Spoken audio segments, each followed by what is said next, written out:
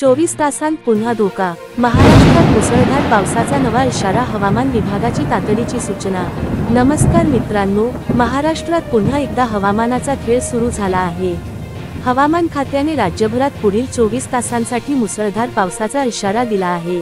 5 नोव्हेंबरपर्यंत पावसाचा मुक्काम राहणार असून कोकण, पश्चिम महाराष्ट्र, विदर्भ आणि मराठवाडा या भागांमध्ये विजांच्या कडकडाटासह जोरदार पाऊस होण्याची शक्यता आहे। नागरिकांना घराबाहेर पडताना सावधगिरी बाळगण्याचं आवाहन करण्यात आलं आहे। विशेषतः शेतकरी आणि प्रवासी वर्गाने हवामानातील बदल लक्षात घेऊन नियोजन करावं, असा सल्ला देण्यात आला आहे।